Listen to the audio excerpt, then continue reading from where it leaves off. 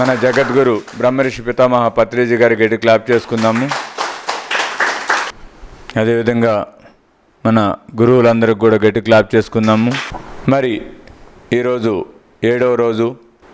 మనము మొదటి రోజు ధ్యానము, 2వ రోజు మనసు, 3వ రోజు చెప్పండి అనుభవము, 4వ రోజు అంగీకారము, 5వ రోజు మార్పు, 6వ రోజు కంపారిజన్ పోల్చుకోవడము అనే విషయాల గురించి నేర్చుకుంటూ వచ్చాము.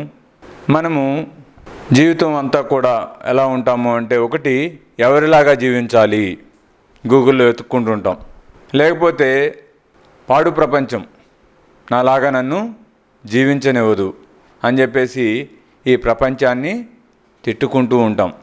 నేను జీవించాలనుకుంటున్నా, నాకులాగా నేను జీవించాలనుకుంటున్నా, ఎవరు నాకు సహకరించేవాళ్లే లేరు. ఈ ప్రపంచం నన్నులాగా జీవించనివ్వదు అని చెప్పేసి మనము ఈ ప్రపంచాన్ని తిట్టుకుంటుంటాం.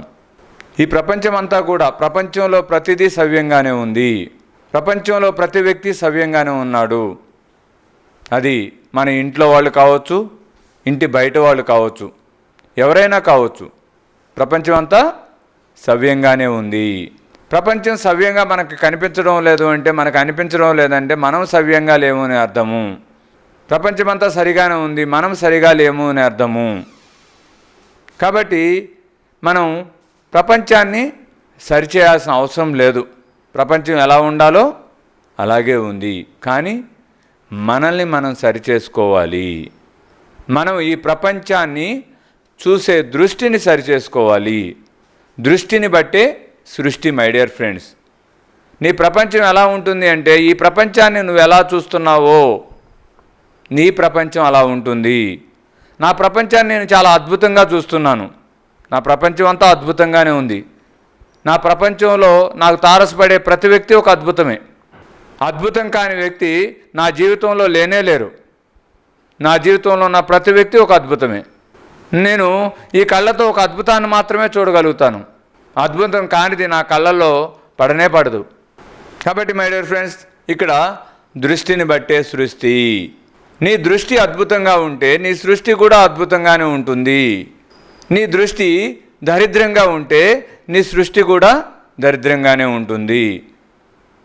కాబట్టి మనం మన దృష్టిని సరిచేసుకోవాలి, మనం చూసే విధానాన్ని సరిచేసుకోవాలి.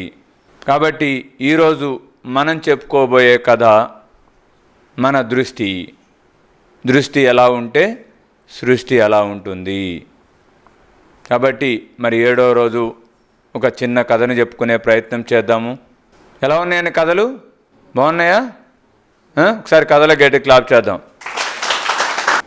ఇలాంటి అద్భుతమైన కథల్ని చెప్పే నాకు కూడా ఒకసారి గట్టి క్లాప్ చేద్దాం. ఇలాంటి అద్భుతమైన కథలు వింటున్న ఇక్కడున్న అద్భుతాలందరికీ ఒకసారి గట్టి క్లాప్ చేద్దాం. ఈరోజు కథ, మరి ఒక వ్యక్తి ఉన్నాడు. ఆ వ్యక్తి బాగా చదువుకొని కష్టపడి గొప్ప స్థాయికి వెళ్ళాడు. చాలా గొప్పగా జీవిస్తున్నాడు. అలా జీవిస్తున్న ఆ వ్యక్తిని, ఆ గొప్ప స్థాయికి, ఉన్నత స్థాయికి ఎదిగిన ఆ వ్యక్తిని ఒక టీవీ యాంకర్ ఇంటర్వ్యూ చేద్దామని చెప్పేసి ఆ వ్యక్తి గురించి వెతకడం మొదలు పెడుతుంది. వెతుకుతున్న క్రమంలో, ఆ వ్యక్తి గురించి రీసెర్చ్ చేస్తున్న క్రమంలో ఆ వ్యక్తే కాదు, ఆ వ్యక్తితో పాటు అతనికి ఇంకో అన్న కూడా ఉన్నాడు అని చెప్పేసి తెలుస్తుంది. ఆ అన్న గురించి కూడా తెలుసుకునే ప్రయత్నం చేస్తారు. ఆ ప్రయత్నం చేసినప్పుడు అన్న ఏమో అధమ స్థాయిలో ఉంటాడు, ఈ తమ్ముడు ఉత్తమ స్థాయిలో ఉంటాడు, చాలా గొప్ప స్థాయికి ఎదుగుతాడు. అయితే అప్పుడు ఎందుకు వీళ్ళు విభిన్నంగా ఉన్నారు అని చెప్పేసి ఈ ఉత్తమ స్థాయిలో ఉన్న అతన్ని ఇంటర్వ్యూ చేద్దామనే ఉద్దేశంతో వెతకడం మొదలుపెట్టిన తర్వాత ఆ రెండో వ్యక్తి గురించి, తమ అన్న గురించి తెలుసుకోవడం జరుగుతుంది. ఆ క్రమంలో వీళ్ళిద్దరినీ ఇంటర్వ్యూ చేయాలని చెప్పేసి ఆ యాంకర్ డిసైడ్ అవుతుంది. మొదటగా ఆ ఉత్తమంగా ఉన్న వ్యక్తి, ఉన్నత స్థాయికి ఎదిగిన ఆ వ్యక్తి దగ్గరికి వచ్చి ఇంటర్వ్యూ చేయడం మొదలు పెడుతుంది ఆ యాంకర్ ప్రశ్నిస్తుంది ఆ వ్యక్తిని, మీరు ఇంత గొప్ప స్థాయికి ఎదగడానికి కారణం ఏంటి? అని చెప్పేసి ఆ యాంకరు ఆ యొక్క ఉన్నత స్థాయిలో ఉన్న వ్యక్తిని ప్రశ్నిస్తుంది. అప్పుడు ఆ వ్యక్తి చెప్తాడు, నేను ఇంత గొప్ప స్థాయికి ఎదగడానికి మా నాన్నే కారణము. మా నాన్నే లేకపోతే నేను ఈ స్థాయిలో ఉండేవాడినే కాదు. మాకు చిన్నప్పటి నుండి మాకు ఏమీ లేదు, తినడానికి లేదు, ఉండడానికి లేదు, కట్టుకోవడానికి లేదు, ఏమీ లేదు మాకు చిన్నప్పటి నుండి. మా నాన్నగారు మమ్మల్ని ఎప్పుడూ పట్టించుకునేవాళ్లే కాదు. ఆయన తాగి తిరుగుతూ ఎక్కడ పడితే అక్కడ పడిపోయేవాడు. ఇంటిని సక్రమంగా చూసుకునేవాడే కాదు, ఇంట్లో ఉన్న అవసరాల్ని సమకూర్చేవాడే కాదు. మా నాన్నని నేను ప్రతిసారి అలా చూస్తున్నప్పుడు నా జీవితం ఇలా కాకూడదు, మా నాన్నలా కాకుండా ఎప్పటికైనా నేను గొప్ప స్థాయికి వెళ్ళాలి అనే ఆలోచన మొదలయ్యింది నాకు. అప్పటి నుండి నేను కష్టపడడం మొదలేశాను. అలా ఎదుగుతూ ఈరోజు నేను ఈ స్థాయిలో ఉన్నాను. దీని అంతటికి కారణం మా నాన్నే అని చెప్పేసి ఆ యొక్క ఉన్నతంగా ఉన్న ఆ తమ్ముడు చెప్తాడు. అప్పుడు ఈ యొక్క రెండో వ్యక్తి ఎవరైతే అధమ స్థాయిలో ఉన్నారో ఆ వ్యక్తి దగ్గరికి కూడా వెళ్ళి ఈమె ఇంటర్వ్యూ చేయడం మొదలు పెడుతుంది. ఆ వ్యక్తిని కూడా ప్రశ్నిస్తుంది, మీరు ఇలా తాగి తిరుగుతూ మీ జీవితాన్ని నాశనం చేసుకున్నారు కదా, మీ జీవితం నాశనం కావడానికి కారణం ఏంటి అని చెప్పేసి ఆ వ్యక్తిని అడుగుతుంది. అప్పుడు ఆ వ్యక్తి చెప్తాడు, నా జీవితం ఇలా నాశనం అయిపోవడానికి మా నాన్నే కారణము. చిన్నప్పటి నుండి మా నాన్న మమ్మల్ని పట్టించుకునేవాడు కాదు, ఇంట్లో అవసరాలు సమకూర్చేవాడు కాదు, ఎప్పుడూ తాగి తిరుగుతూ ఉండేవాడు, ఎక్కడ పడితే అక్కడ పడిపోతూ ఉండేవాడు. ఆయన్ని చూసి నేను కూడా అలాగే తయారయ్యాను అని చెప్పేసి ఆ రెండో వ్యక్తి చెప్పడం జరుగుతుంది. చూడండి మై డియర్ ఫ్రెండ్స్, ఇక్కడ మనం గమనించినట్లయితే ఇద్దరు వ్యక్తులు ఒక్కరినే చూసింది, ఒక్క తండ్రినే చూసింది, ఇద్దరు తండ్రులు లేరు అక్కడ. ఆ తాగుబోత తండ్రినే ఇద్దరూ చూశారు. కానీ ఒక వ్యక్తి ఆ తాగుబోత తండ్రిని చూస్తున్నప్పుడు నా జీవితం ఇలా అవ్వకూడదు, నేను ఎప్పటికైనా ఉన్నతంగా ఎదగాలి, ఇలా కాకుండా గొప్ప స్థాయికి చేరాలి అని చెప్పేసి ఒక వ్యక్తి అనుకున్నాడు. రెండో వ్యక్తి, మా తండ్రి ఎలా ఉంటే నేను ఎలా తయారవుతాను, ఆయనలాగే మా తండ్రి ఎలా ఉన్నప్పుడు నేను ఎలా గొప్పగా తయారవుతాను, కాబట్టి నేను కూడా అలాగే తయారవుతానని చెప్పేసి రెండో వ్యక్తి వాళ్ళ నాన్నలాగే తయారవడం జరిగింది. వాళ్ళు ఎదగడానికి కారణం ఏంటి? ఒకడు దిగజారిపోవడానికి కారణం ఏంటి? వాళ్ళ తండ్రిని చూసిన విధానము. కాబట్టి వాళ్ళు చూసిన విధానం ఎలా ఉంది, ఆ విధానాన్ని బట్టి ఒకడు ఎదిగాడు, ఒకడు దిగజారాడు. కాబట్టి మై డియర్ ఫ్రెండ్స్, మనం ఎలా చూస్తున్నాం ప్రపంచాన్ని, దాన్ని బట్టి మనం ఎదుగుతామా దిగజారుతామా అనేది ఆధారపడి ఉంటుంది. నిన్న ఒక వ్యక్తి గురించి చెప్పాను నేను. ఆ వ్యక్తి పేరు బొల్లా శ్రీకాంత్. అతను పుట్టుకతోనే అంధుడు. అతని గురించి ఒక్కసారి గూగుల్లో సెర్చ్ చేయండి, అతని గురించి ఒక మూవీ కూడా వచ్చిందంట. అతను మరి పుట్టుకతోనే అంధుడిగా పుట్టాడు. స్కూల్లో జాయిన్ చేస్తే గుడ్డివాడు ఏం కనపడదు కదని చెప్పేసి ఎక్కడో లాస్ట్ బెంచ్లో కూర్చోబెట్టారు. అయినప్పుడు కూడా క్లాస్ ఫస్ట్ ర్యాంక్తో పాస్ అయ్యాడు. తర్వాత కాలేజీలో జాయిన్ అవుదామంటే అందులకి కాలేజీలో అవకాశం లేదని చెప్పేసి జాయిన్ చేసుకోలేదు. జాయిన్ చేసుకోబోతే ఆయన కోర్టులో కేసేసి అది గెలిచి ఆయన కాలేజీలో జాయిన్ అయ్యాడు. తర్వాత ఎక్కడ ఏ యూనివర్సిటీలో ఆయన సీట్ ఇవ్వలేదు. మరి అందులు చదువుకోవడానికి ఎక్కడ యూనివర్సిటీ ఉందా అని వెతికి అమెరికా వెళ్ళి అక్కడ చదువుకుని ఆయన టాలెంట్ చూసి ఎన్నో దేశాలు ఆయనకి ఎన్ని ఆఫర్లు ఇచ్చినా కూడా నేను భారతదేశం నా కోసం ఎదురు చూస్తుందని చెప్పేసి తిరిగి భారతదేశానికి వచ్చి ఈ రోజున ఒక కంపెనీ పెట్టి ఎంతోమందికి ఉపాధినిస్తూ ఉన్నాడు. మరి ఎంతోమందికి ఆదరణగా నిలిచాడు. చూడండి, అతను చూసిన విధానం. ప్రపంచం అంతా తిరస్కరిస్తుంది అతన్ని, కానీ తిరస్కరిస్తున్న ప్రపంచం కోసం నిన్ను నిలబడాలి, ఆ ప్రపంచానికి నేను ఆధారం కావాలనుకున్నాడు. ఈరోజు ఎంతోమందికి ఆదర్శప్రాయంగా ఆధారంగా నిలిచాడు. కాబట్టి అతను చూసిన దృష్టి. మనకు అన్నీ ఉన్నా కూడా మనం ఏమనుకుంటూ ఉంటాము, ఏమీ లేదు, నాకు మా తండ్రి ఇంకా గొప్పగా ఉండి ఉంటే నేను ఇంకా గొప్పగా తయారయ్యేవాడిని, నా భర్త నాకు సపోర్ట్ చేస్తే నేను ఇంకా గొప్పగా తయారయ్యేవాడిని, నేను ఇంకా అద్భుతాలు చేసేవాడిని అని చెప్పేసి పక్కనాలు చూసుకుంటూ ఉంటాం. ఆల్వా ఎడిషన్ గురించి మనం ఎన్నోసార్లు వినుంటాం. ఆల్వా ఎడిషన్ని తను మొద్దు ఎందుకు పనిరాడు అని చెప్పేసి స్కూల్లో వాళ్ళ తల్లికి ఒక లెటర్ రాసి ఆ పిల్లవాడికి ఇచ్చి పంపించేస్తారు. స్కూల్ నుండి పంపించేస్తే ఇంటికి వెళ్ళి ఆ లెటరు ఆ తల్లికి ఇచ్చి నన్ను స్కూల్లో నుండి వెళ్ళిపోమన్నారని చెప్తారు. అప్పుడు ఆ తల్లి ఆ లెటర్ చదువుతూ ఏడుస్తూ ఆ పిల్లవాడికి చెప్తుంది, నాయనా నీకు మీ టీచర్ల కంటే ఎక్కువ జ్ఞానం ఉంది, నీకు మీ టీచర్ల కంటే తెలివిగలవాడు నువ్వు, కాబట్టి నీకు చెప్పే స్థాయి మీ టీచర్లకు లేదు, అందువల్లే నిన్ను స్కూల్లో నుండి పంపించేశారు, నీకు చెప్పే స్థాయి వాళ్ళకి లేదు అని చెప్పేసి ఆ తల్లి ఆ పిల్లవాడికి చెప్తుంది. అదే నిజమని నమ్ముతాడు ఆ పిల్లవాడు. నమ్మి ఆ తల్లి దగ్గరే పాఠాలు నేర్చుకుంటూ ఎదుగుతూ ఆ యొక్క ఇన్వెన్షన్ బల్బు కనిపెడతాడు. బల్బు కనిపెట్టే కొంతకాలం తర్వాత ఆ తల్లి చనిపోతుంది. చనిపోయిన తర్వాత ఆ ఇంట్లో ఏవో సర్దుతున్న క్రమంలో ఆ యొక్క టీచర్ చిన్నప్పుడు రాసిచ్చిన లెటర్ దొరుకుతుంది.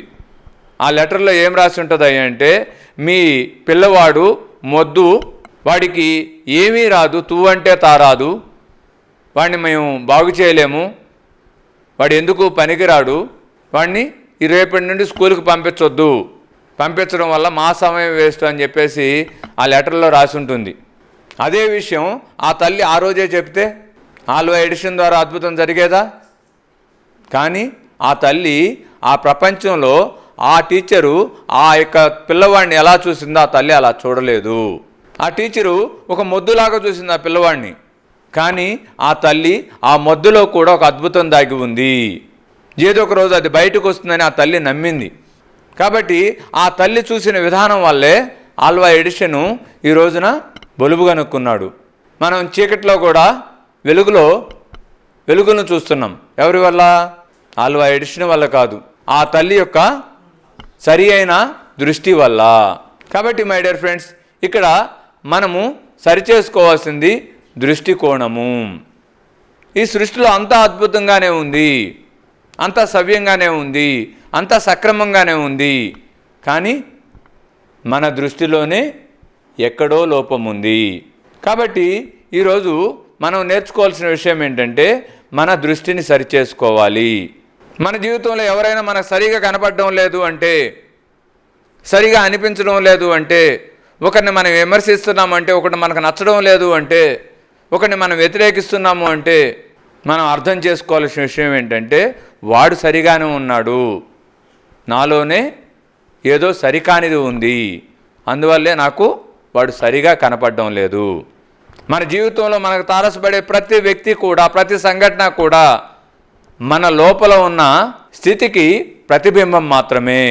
మనం అద్దంలో మొహం చూసుకుంటాం, మొహం నిండా మచ్చలు ఉన్నాయి, అద్దంలో కూడా మచ్చలే కనపడతాయి. అద్దాన్ని తుడిచే ప్రయత్నం చేసిన దాంత మాత్రాన మొహం మీద ఉన్న మచ్చలు పోతాయా? పోవు. ఎక్కడున్నాయి మచ్చలు?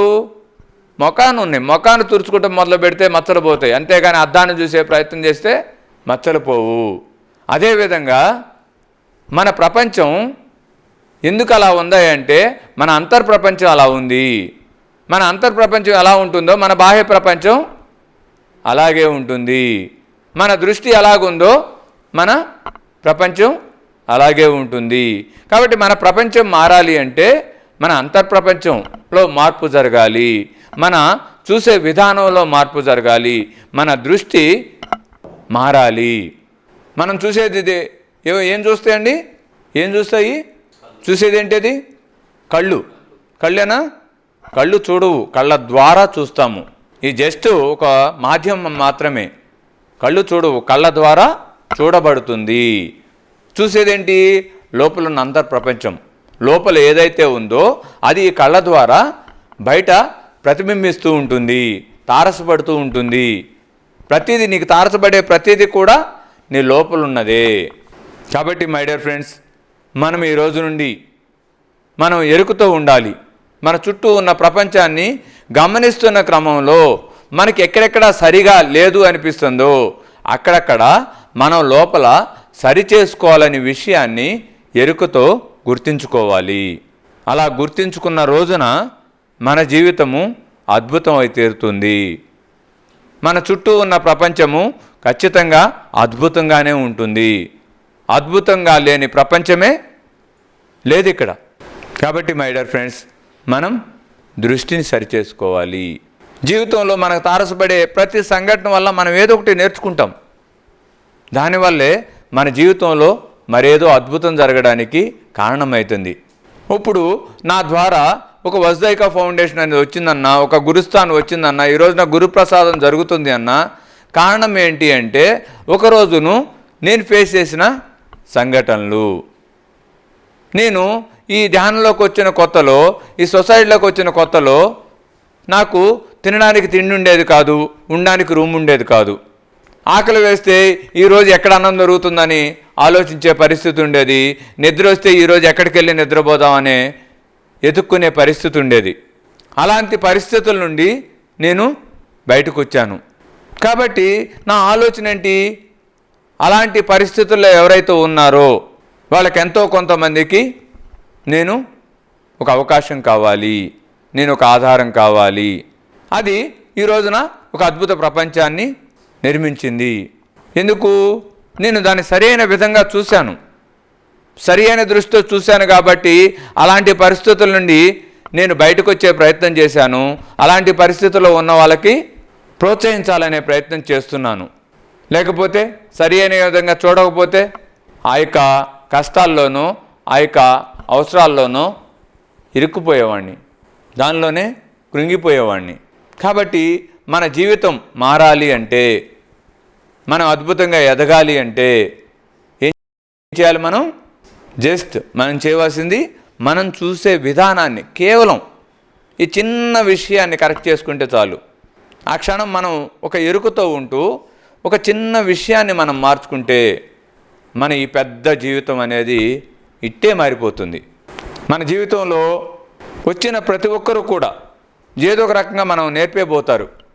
ఒకడు మోసం చేసి మనకు ఒక పాఠం నేర్పితే, ఒకడు మంచి చేసి ఇంకో పాఠం నేర్పుతాడు. ఒకడు మనల్ని తిడుతూ మనల్ని విమర్శిస్తూ మనకి పాఠం నేర్పుతాడు.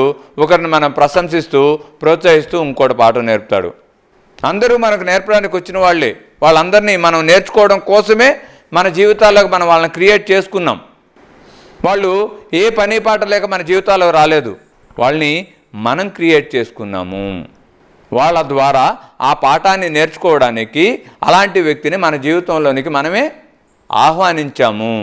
కాబట్టి ఆ వ్యక్తి, అలాంటి వ్యక్తి మన జీవితంలోకి తారసపడినప్పుడు ఈ ఎరుక మనకుంటే ఆ వ్యక్తిని విమర్శించం. ఆ వ్యక్తి ద్వారా ఏది నేర్చుకోవాలో అది నేర్చుకుంటాము. అందరి జీవితాల్లో ఉంటే విమర్శలు. కాబట్టి ఎదిగిన వాళ్ళందరినీ ఖచ్చితంగా మనం గమనిస్తే అర్థమవుతుంది. ఎవరి జీవితాలు ఎలాంటి ఆటుపోట్లు లేకుండా ఊరకే సునాయాసంగా ఎదిగిపోలేదు ఎవరు. మనం మాట్లాడుకుంటున్న వాళ్ళు ఎవరు కూడా వాళ్ళ జీవితంలో ఎన్నో ఆటుపోట్లు ఎదుర్కొన్నారు. యల్లాప్రగడ సుబ్బారావు గారి గురించి ఎంతమంది తెలుసు ఇక్కడ? చిన్నప్పుడు చదువుకున్నారా? చిన్నప్పుడు చదువుకుని ఉంటాం. ఆయన ఏం చేశాడు? మసూసికి వ్యాక్సిన్ కనుక్కున్నాడు. ఆయన మసూసికి ఎందుకు వ్యాక్సిన్ కనుక్కున్నాడు? ఆయన ఒక సమయంలో మనకి లాస్ట్ టైం ఎలాగైతే కరోనా వచ్చి కొన్ని వేల మంది, లక్షల మంది చనిపోయారో, ఆయన సమయంలో కూడా మసూసి అనే వ్యాధి వచ్చి కొన్ని వేల మంది చనిపోయారు. ఆ వేల మంది చనిపోతున్న క్రమంలో ఎక్కడ కూడా ఆయనకి మసూసికి కొన్ని వేల మంది చనిపోతున్నారు, దానికి మందు కనుక్కోవాలన్న ఆలోచన ఆయనకు రాలేదు. కానీ ఆ వేల మందిలో చనిపోతున్న క్రమంలో ఒకరోజు వాళ్ళ అన్నయ్య చనిపోతాడు. వాళ్ళ అన్నయ్య చనిపోయినప్పుడు వాళ్ళ అన్నయ్య మీద ఉన్న ప్రేమ ఏదైతే ఉందో ఆ ప్రేమ అతన్ని కృంగతీయలేదు. ఈ మసూసి వల్ల మా అన్నయ్య చనిపోయాడు, నేను ఇంతటి బాధను అనుభవిస్తున్నాను, ఇకపై ఈ మసూసి వల్ల మరెవరూ చనిపోకూడదు అని చెప్పేసి ఆలోచన మొదలై ఆ ఆలోచన నుండి దానికి పరిష్కారాన్ని కనిపెట్టాడు యల్లాప్రగడ సుబ్బారావు గారు. అని గట్టి క్లాప్ చేద్దాం. ఆయన ఇంట్లోనే కాదు మరణం జరిగింది, కొన్ని లక్షల మంది ఇళ్లలో మరణం జరిగింది ఆ సమయంలో. కానీ ఈయన మాత్రమే ఎందుకు మందు కనుక్కోగలిగాడు? ఎందుకయ్యా అంటే అందరూ చూసిన విధానం వేరు, ఈయన చూసిన విధానం వేరు. భారతదేశము బ్రిటిష్ వారి పాలనలో ఉన్నప్పుడు మహాత్మా గాంధీ పరాయి దేశాల్లో ఆయన బారిస్టర్ చదువుకుంటూ ఉన్నాడు. ఆయనకు తెలుసు భారతదేశాన్ని బ్రిటిష్ వాళ్ళు స్వాధీనం చేసుకున్నారు అని. కానీ వదిలేసి వచ్చేసాడా? రాలేదు. కానీ ఒకానొక రోజు ఆయన ఒక రైల్లో ప్రయాణిస్తున్నప్పుడు నల్ల జాతి వాడని చెప్పేసి ట్రైన్లో నుండి దించేశారు, తోసేశారు. ఆయన ఒక్కడే కాదు, కొన్ని వేల మందిని ఆ ట్రైన్లో నుండి తోసేశారు. కానీ ఆ క్షణం ఎంతోమందిని తోసేశారు. అందులో నేను ఒకడిని అనుకుని వాళ్ళు కొంతమంది అయితే నన్ను తోసేశారని బాధపడిన వాళ్ళు కొంతమంది. కానీ ఆ సమయంలో మహాత్మా గాంధీ ఆలోచన, ఆయన చూసిన విధానం, ఇన్ని సంవత్సరాల నుండి మన భారతీయులు ఇంతటి అవమానానికి గురవుతున్నారా, ఇన్ని కష్టాలు పడుతున్నారా, ఇకపైన ఈరోజు నేను పడ్డ కష్టం మరి ఏ భారతీయుడికి రాకూడదు, నాకు జరిగిన ఈ అవమానం మరి ఏ భారతీయుడికి జరగకూడదు అని చెప్పేసి ఆ రోజు అన్నిటిని వదిలేసి ఒక కొల్లాయి కట్టుకుని స్వతంత్ర సమరయోధంలో పాల్గొనడం జరిగింది. అప్పుడు వరకు రాని వ్యక్తి ఆ రోజు ఎందుకు వచ్చాడు? ఆ రోజు అతని జీవితంలో జరిగిన ఒక సంఘటనని అతను చూసిన విధానం. కాబట్టి ఈ సృష్టిలో ప్రతి ఒక్కరిని మహాత్ములుగా మార్చింది, పరమాత్ములుగా మార్చింది వాళ్ళ జీవితంలో జరిగిన ఒక సంఘటనని వాళ్ళు చూసిన విధానమే. వాళ్ళ దృష్టి అందరిలాగా వాళ్ళకు కూడా సరిగా లేనట్లయితే వాళ్ళు కూడా మహాత్ములు అయ్యేవాళ్ళు కాదు, మసూసికి మందు కనిపెట్టేవాళ్ళు కాదు. కాబట్టి మై డియర్ ఫ్రెండ్స్, ఈరోజు మనం నేర్చుకోవాల్సిన సత్యము, మనం అవగాహన పరచుకోవాల్సిన సత్యము, మన దృష్టిని మార్చుకోవాలి, మనం చూసే విధానాన్ని మార్చుకోవాలి. అంతే. మన జీవితాలను మార్చుకోవాలంటే మరేమో చేయవసరం లేదు, ఏదో కష్టపడిపోవాల్సిన అవసరం లేదు. ఏం చేయాలి? జస్ట్ సింపుల్గా మనం చూసే విధానాన్ని మార్చుకోవాలి. ఓకేనా? అర్థమైందా? అర్థమైంది కదా? అర్థమైతే ఖచ్చితంగా మన జీవితం అద్భుతమైన తీరుతుంది. మన కళ్ళతో అద్భుతాన్ని మాత్రమే చూడగలుగుతాం. మరేది చూద్దామన్నా మన కళ్ళకి కనబడదు.